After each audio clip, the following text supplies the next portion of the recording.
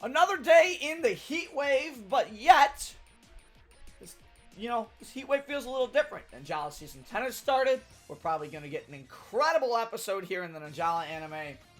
And from what I've been hearing from the other half of the community, our JP friends over in the Ninjala community, the next couple anime episodes are kind of nuts. So it starts with this one and just kind of gets crazy. So I'm excited to get into this.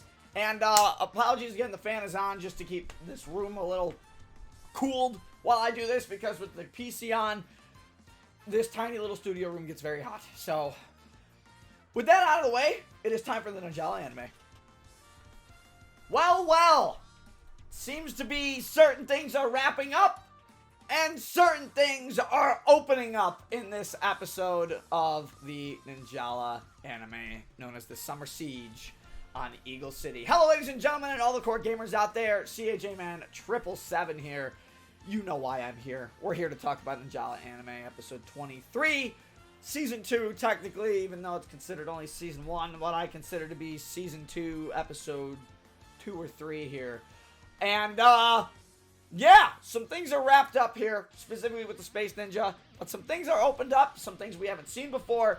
And there's actually quite a lot to discuss in terms of what's going on, because there's a lot of things happening with what might be coming up in the next few episodes, as well as a little hint as to what we're getting in the next episodes. Of course, if you guys are here for the Ninjala anime content on the channel, do me a favor, hit that like button, as well as hitting that subscribe button for more awesome content like this, and plenty of other variety gaming content here on the channel. Even though I am, a gung-ho ambassador, I don't just do Ninjala stuff, I do a lot of other stuff as well, especially there's some fun stuff coming up. But today we're going to talk about the Ninjala anime, and we open up very simply, very quickly. We open up with the ending scene that we saw in the last episode, where the Space Ninja have finally gathered around the giant Loco soda bottle that was hinted at, that was going to be animated. I thought they were going to do an entire transformation sequence on this, but no, the entire army gets together for this decision for who they invade, when they're going to strike, and what they're going to do with said strike. And obviously, at the front of this plan, as you can see from the two Space Ninja leaders, which are going to be the ones with the jackets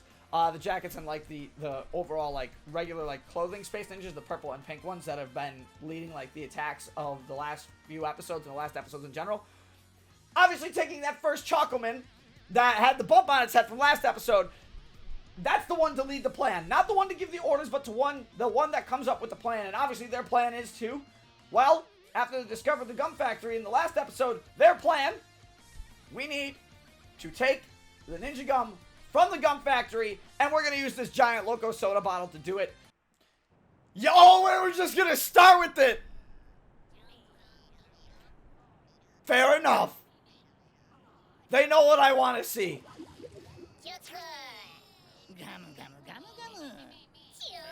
It's the same one, too. They still kept the injury that it took. But what I really like is this is a small scene to open it up, kind of keeping the context from the last episode, which is going to be going forward and working very well. The next scene we get, however, is, I think, one of the more important scenes. This is the first time we have seen President Howard. And, of course, who is President Howard talking to? None other than Alan, who he has ties with. And they're talking about the things, not only their ties, but Alan's talking about, hey, we need to deal with this threat, because the President Howard has kept hearing reports of these quote-unquote Space Ninja that Alan is calling them. And Alan wants to show the President that the WNA is tired of working in the shadows. Even though we are a governmental organization that you know about, we do not want to work in the shadows. We want to prove that we can be of use to you, so here's the plan. And that's how this scene plays out. I gotta say, I really like the design of President Howard, and he is absolutely ripped. They don't believe him. Clearly this man is senile. Oh.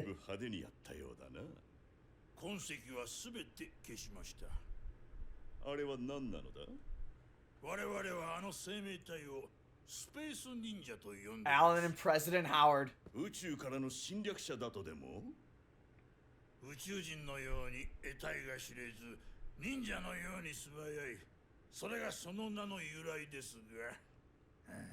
And this is the first time we've seen President Howard as well. Dude is literally ripped.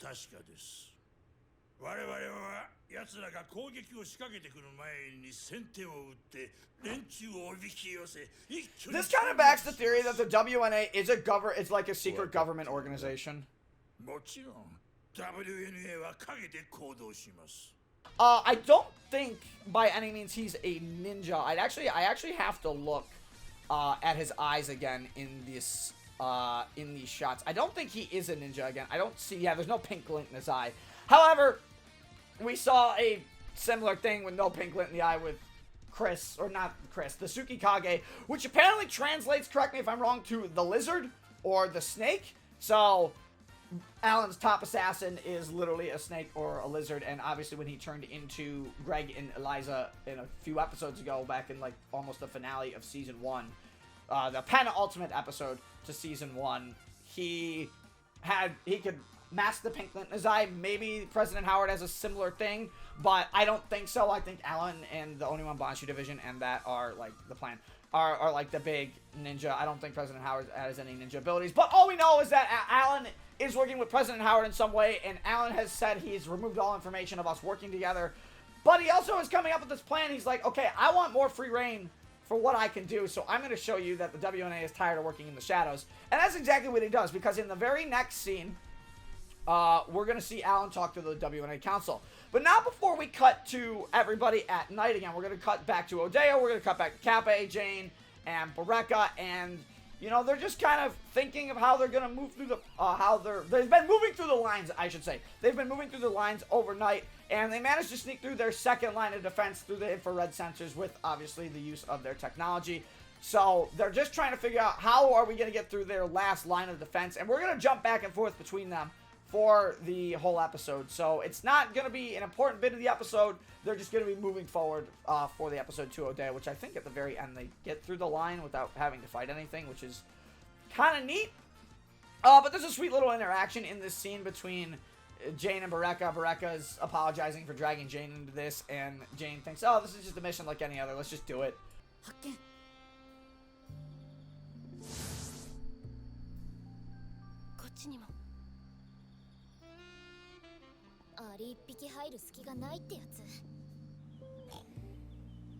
Cape's sleeping. Nope. Maybe Ganusai is sleeping. Yep. Ooh, Cape getting serious. You don't see often.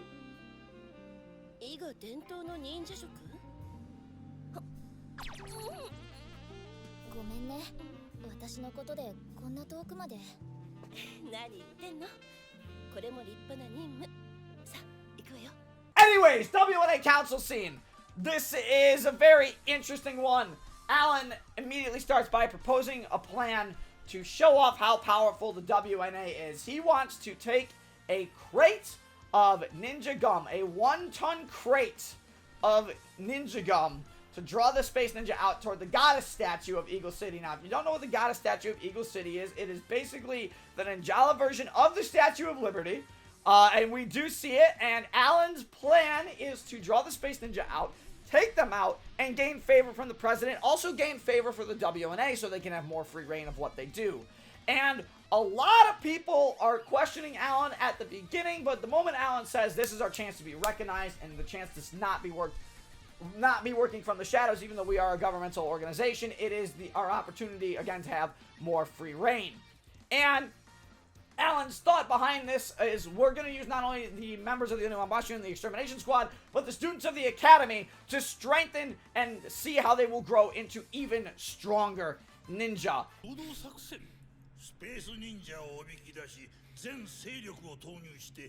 Alan coming up with the plan.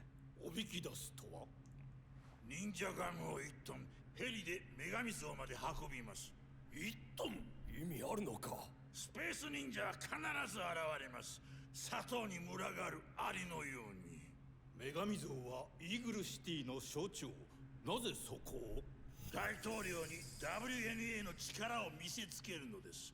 作戦が成功すれば大統領の信頼を勝ち取ることができる。 No, he's doing it for his own gain. 現在の討伐隊の力で対処しきれるとは限りませんよ。アカデミーの生徒たちも任務に参加させます。バカな宣伝がなさすぎる。今回の任務さすがに子供らには危険すぎぬか。確かに問題ですね。彼らは普通の子供ではない。これまでの戦いからスペース忍者にガムウェポンが極めて有効であることは明らか。All the information has been shared. 彼らが忍者として大きく成長することを私は信じております。The two most people who are hesitant are Luke and Genryusai, and we do even get some close-ups on them about that. But Alan's speech for the rest of the council really has motivated them, and they all vote on a majority ruling to, of course, have this plan be taken into action. And I actually kind of like this because there's a lot of build-up behind this. Obviously, we know Alan is doing this for his own means behind the scenes, which is perfect for his character. Obviously, we already have known Alan as a giant sleazebag, and there is going to be those particular things that might be happening. So you got to be really careful with Alan because, again, he works in the shadows and he is obviously doing this for his own gain, whereas Luke and Genryusai are very hesitant on this. They're the only two that don't applaud during Alan's speech, but they're also the last two to agree. I should say Luke is the last person to agree. Genryusai says nothing. We just get some very questionable looks from Genryusai through this meeting. But either way, the plan is put into action, and Alan gives a speech through the entire WNA Academy, considering what exactly they're going to do. This is going to be a mission to show how powerful you are as ninja, how powerful the WNA is as a ninja organization that doesn't work in the shadows, and you are going to be a big part of this plan, so prepare yourselves. We are going to defend the goddess statue. Really building it up, huh? There's Daisy on the left there. 大統領閣下も注目しておられることを付け加えておこう。以上だ。大統領が？わかってるじゃん、大統領。忍者の夜明けは近い。バードンもそう思うだろ？朝からずっと黙り込んでるけど、ガム工場の件、責任感じちゃってる？自分が情けないよ。 Of course! Burton doesn't agree with this, and you get a nice scene here with all the characters. Burton is still upset. I guess he got outwitted, outfooled, and obviously they didn't realize the Space Ninja were as smart as they were. Lucy's kind of reading a magazine, listening to music, but she's very excited about this. Van's excited about taking down the Space Ninja. Emma is immediately noticing that Burton is feeling bad about what happened in the last episode, and he wants to come up with a completely different plan, because Burton's thinking, we need to defend the gum factory. And obviously the student or the teachers say, well, the gum factory is not on the list to plan. But Burton's positive the Space Ninja will come back. If they failed to go after the gum factory once, A, they know the Ninja Gum is there. B, they haven't shut down that gum factory.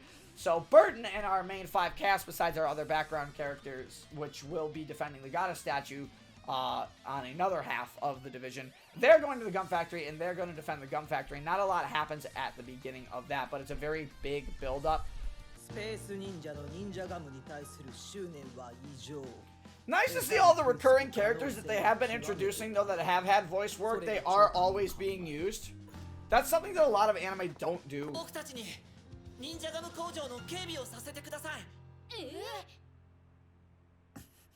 今回の作戦であそこは警備対象に入ってないけど、あいつは攻略に失敗したガム工場を諦めない。しかしアレン長官の方針は戦力の一点集中だ。勝手なことは許されない。あいつは絶対来ます。 Again, we're going to cut over to Bureka, though, in Odeo and everything, and Bureka and Jane are making their way through, again, some defenses of the Shadow Ninja, and they spot that somebody's kind of already been in front of them.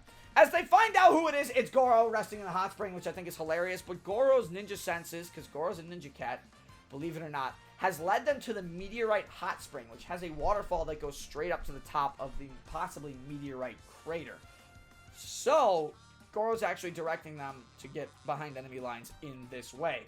Then we cut back immediately to the container being delivered, and you see Alan has set up like a base somewhere on a rooftop as well to overlook the situation on the goddess statue. He is the one in control of this operation because of the majority vote in the WNA council meeting. So Alan is just waiting for the Space Ninja to show up.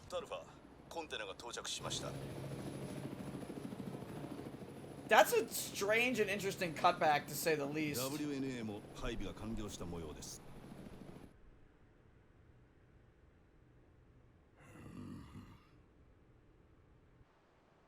迎撃準備が整いました。Cut over to our other 5 characters, and they are just, they're kind of doing their own things right now, guarding the gun factory. Van's kind of upset he's not able to show himself on TV because he wants to impress his dad, and he's going, okay, well, I gotta put my personal feelings aside and do this for the mission. But Lucy says that's exactly what Burton's doing. He's doing it for personal feelings, but Burton is assuredly positive that these Space Ninja are going to show up to the gun factory because, again, if they did it once, they're going to try and do it again. And Lucy, again, she's very keen.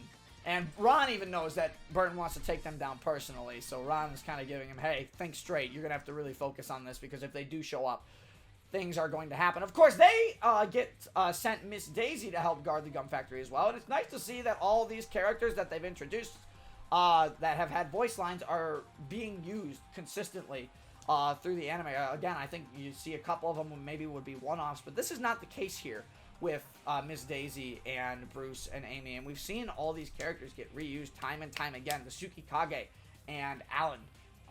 We've gotten time and time again. Luke and everybody they've introduced. The WNA Council members, even though we don't know their names, are used time and time again, although in considering they're just background characters.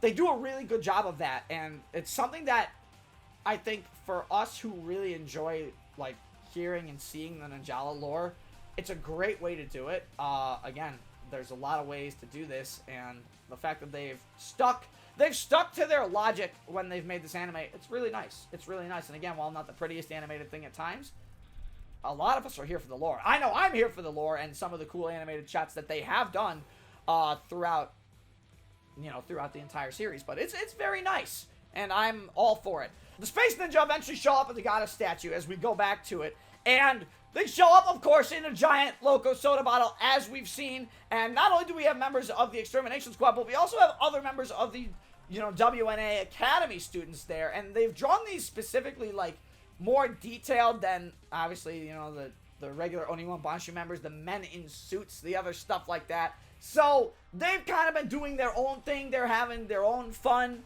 And either way, they're kind of there to support, although they are background characters that don't get lines, they do get some smaller action shots. And as President Howard looks on, of course, the Space Ninja and the giant Loco soda bottle show up, and you actually have you see a couple shots of the only one Monster Extermination Squad getting ready for battle. You see another Ninjala student holding a hammer. You see another one actually in the ogre claws, although it's very small to see the ogre claws. They're holding them like this with their other hand down to the side. And you see it actually behind a member of the Extermination Squad member. And you just get ready for a fight on both sides as Alan gives the order to take all those Space Ninja out. So they can take any plane they want. Love how they actually introduce like a couple other students just randomly, just their background characters. But they're detailed enough.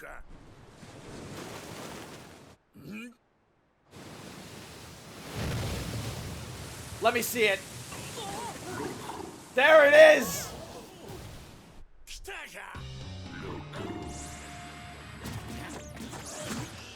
Oh,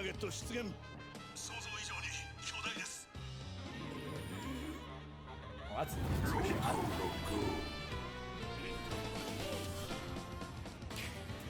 I see someone in the background holding ogre claws. And as Alan gives that order, Van and the rest of them spot the same Space Ninja that fooled Burton in the last episode, kind of sneaking around, hiding behind them, and Van is the first one to notice and follows the Space Ninja up to the roof, and once again discovers another giant Loco soda bottle, although this one's just a metal sign, as we'll find out later in the episode. And as Van is the first to approach this giant, this Space Ninja that's controlling the giant local soda bottle. I have to give credit where credit is due. In Story Mode Chapter 1, the person who started to deal with the giant local soda bottle and started to deal with the Space Ninja threat in general was Van. So I like that the first person to discover the giant local soda bottle is Van, because it kind of matches up to the events that happened in Story Mode Chapter 1, although not entirely in the game. So, perfect! Oh, is he just whispering specifically to Burton? No, the one snuck in! The same one.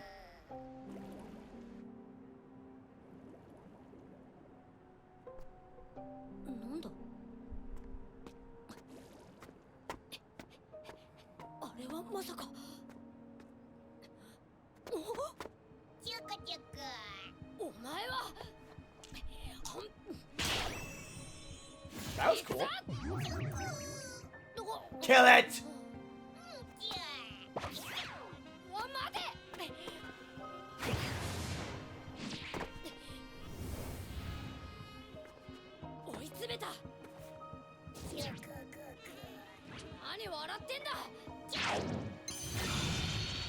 There's two of them!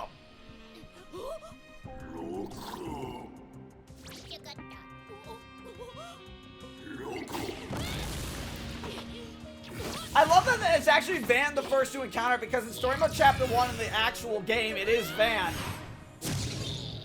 Perfect, great way to start that up. A nice shot between Van, kind of holding the trick ball very menacingly. Also, when he does actually pull out his weapon, it's really quick, it's really fast. They're not doing the slow gum bubble buildup like they always do. It's quick and fast now, and I like that being quicker and faster. There are some off-model shots coming up in these next couple scenes as Burton shows up and actually delivers the first blow to this Space Ninja. He kind of like gets a big Ippon katana, and then in the very next shot his weapon shrinks. But Burton's ready as the rest of the characters jump up to the roof, and they had a gut feeling that they were going to show up. And Emma's the first to reprimand Van. Playing solos against the rules, and Ron is congratulating Burton. Hey, they were spot on, and I love the look on Burton's face here. He's got this kind of like this evil, he's got like a mad scientist smirk. Not like an evil smirk, but it's like this mad scientist confident smirk, and I really like the look on his face here. He knew. He knew.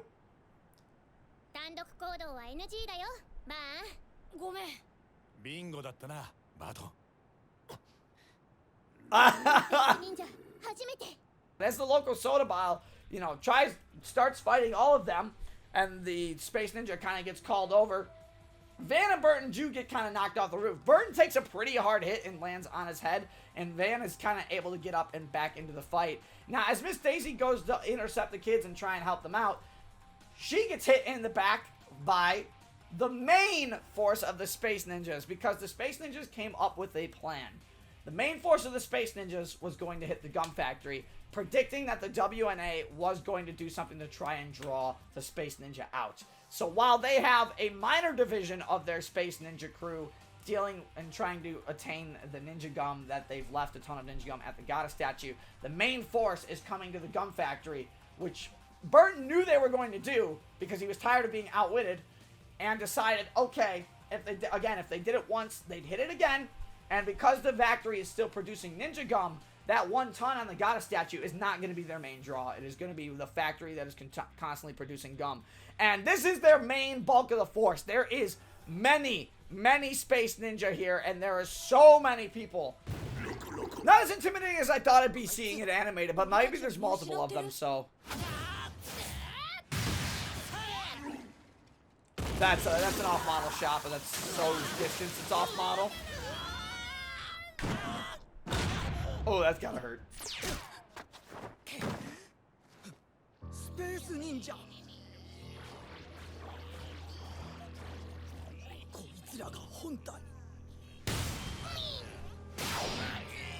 The other setup was a diversion. このまま押していくぞ。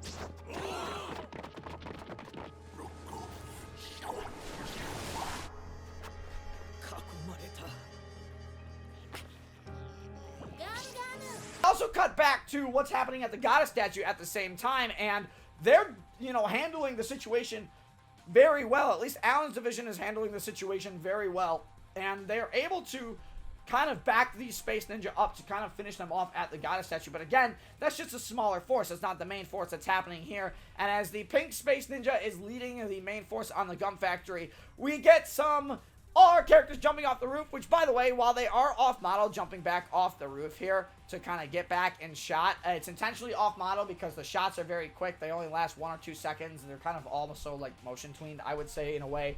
And then you get, again, some really cool, nice drawn stills of the characters. Again, I know they haven't been super fluid on motion, but, again, this is the same team that's done the Pokemon anime, and correct me if I'm wrong, but in the Pokemon anime, which I haven't seen in a long time, not like what they're doing right now with the anime or whatever, the Journeys, I think it is, or what's going on right now, where it's like, I think they have a different animation team doing Journeys, because it's, you know, it's a higher quality. Like, this is the Ninjala anime kind of feels like, to me, old school Pokemon anime, where when the Pokemon are, like, attacking each other, they do, like, these really cool stills of them, like, hitting the other Pokemon. And it's kind of a similar thing with the Ninjala anime here, where they have some really cool stills of all the characters, you know, doing damage. And obviously this fight is broken out in every single way. And there's a lot of people trying to fight, you know, the giant local soda bottle. Again, the situation on the Gata statue is doing its own thing. Van gets a pretty nice hit on the Space Ninja, kind of just throwing the trick ball at the face, although I will say it's not the nicest animated thing. Van's jump up is nicely animated and drawn, but when he actually throws the trick ball, I kind of, I'm looking at it right now, I'm kind of disappointed. Like, Van's actual, like, pose is great, very dynamic, but if you notice how his fingers are drawn, like, his hand is like this, but like upside down. So his 2 fingers are above and like even spread further, so it's kind of tough. He's got like a thumb around, like he's holding a ball, like, it's just not, there's no curve to the fingers, and you can see they actually took some detail off the ball in this shot, although while Van is dynamically posing, the Space Ninja's face here is absolutely hilarious. The actual throw of the ball is very motion tweened. The ball doesn't even spin or anything like that. It's not the best shot.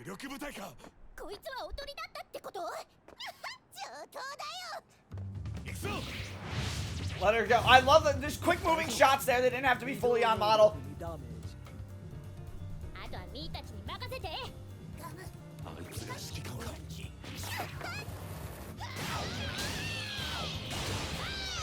Some stills, again, well drawn stills. Ron put that hammer so far in this Space Ninja.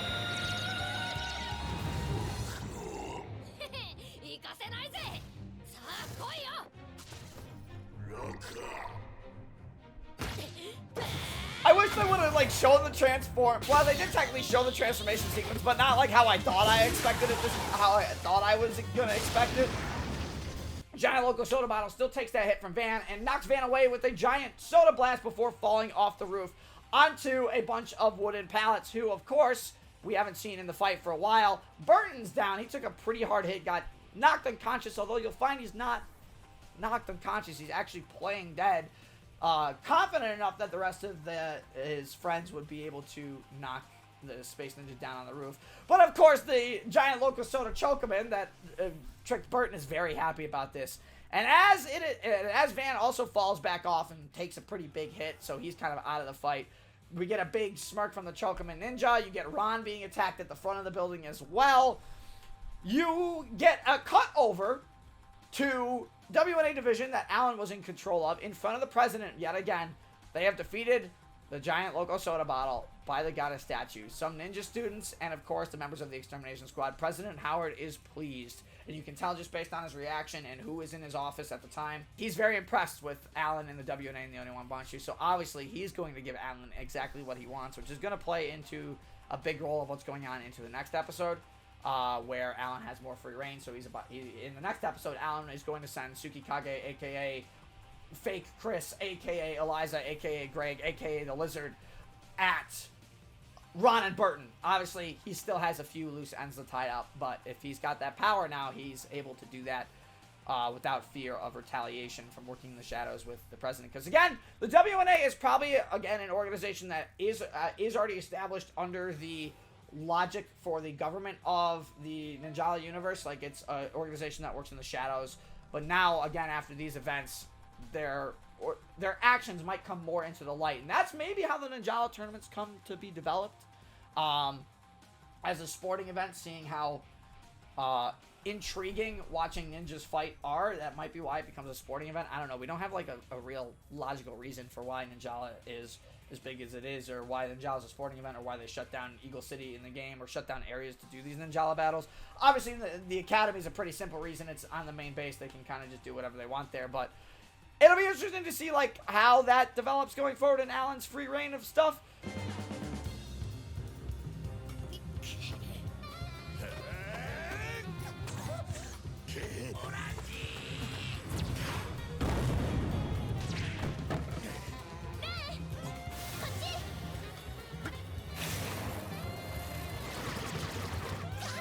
I actually kind of like it. It's short and simple animation for the most part.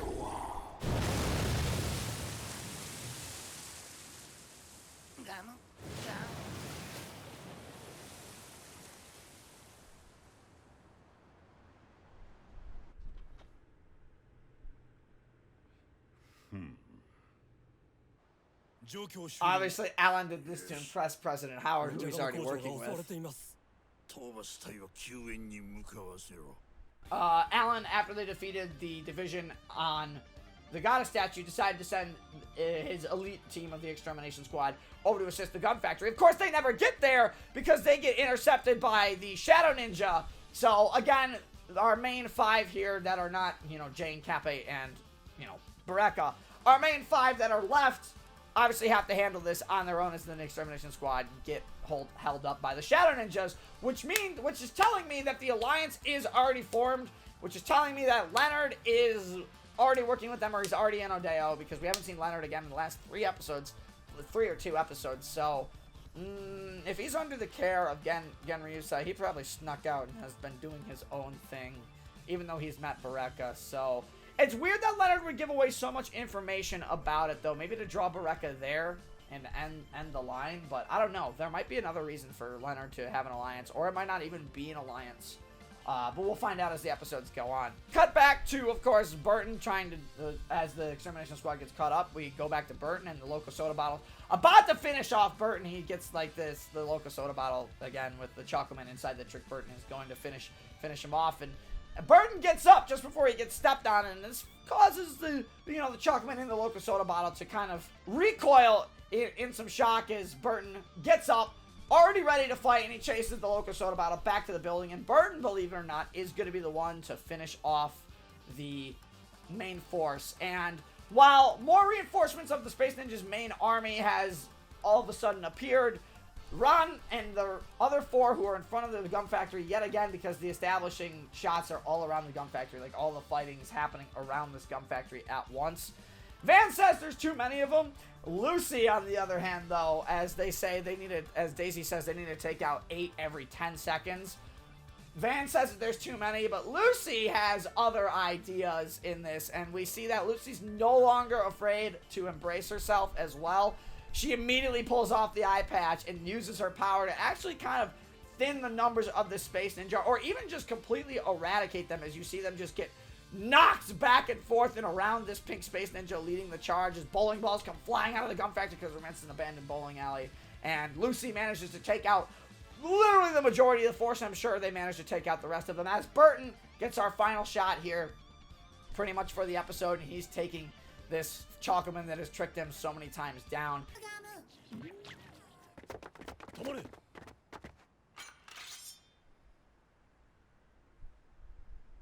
Oh, of course.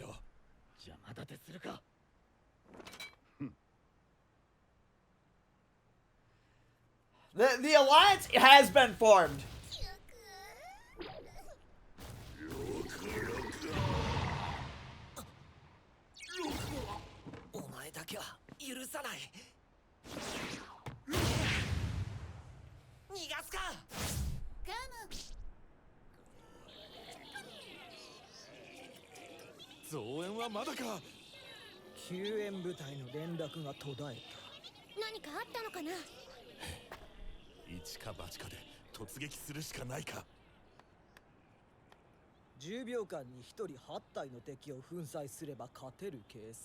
8 every 10 seconds. 無理じゃんあたいが全部吹っ飛ばしてやる Oh, does she have full control over it now? I actually didn't think of that.